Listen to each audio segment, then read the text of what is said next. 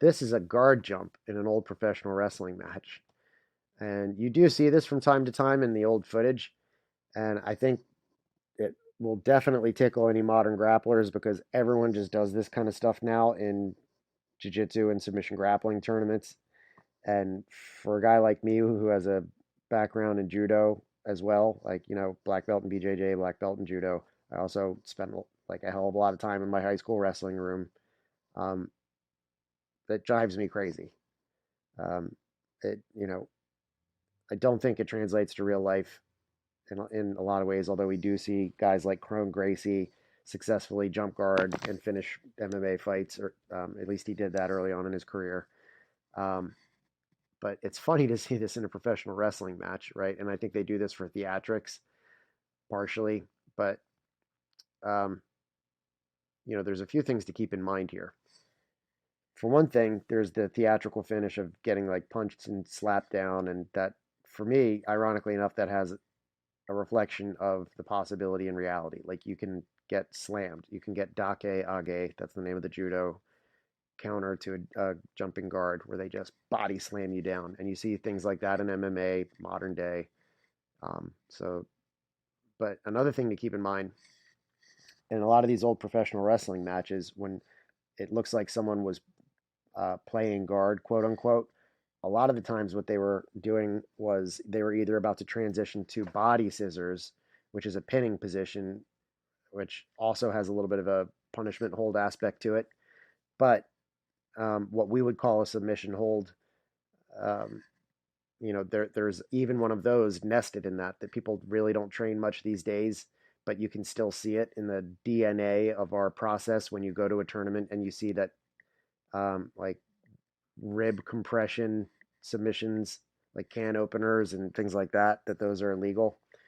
So, um, in a lot of these old matches, guys would do this leg entanglement where it looks like they're playing guard, but they would extend out like they would in body scissors. But part of the intent there was they were trying to crush the rib cage. And you know this is invisible to a lot of people these days because they just don't understand that the reason they don't experience it is because it's illegal and most people don't train it. But this is another one of those situations where that absolutely doesn't mean it that it is concealing something ineffective.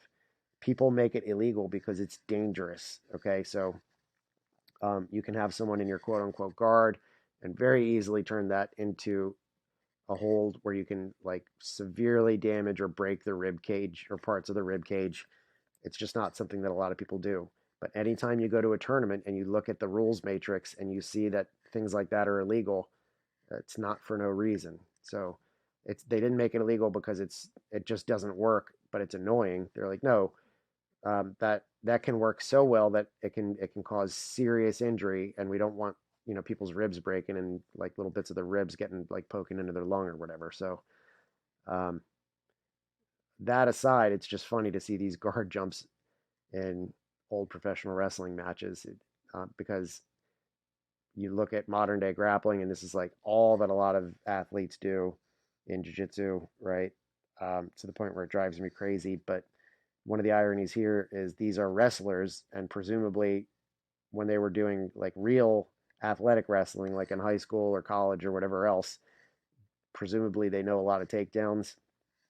So the irony there of them doing something like this, where it has a theatrical value, um, while looking like the modern day problem, where it's like people just can't seem to help themselves from jumping guard. That just makes me laugh.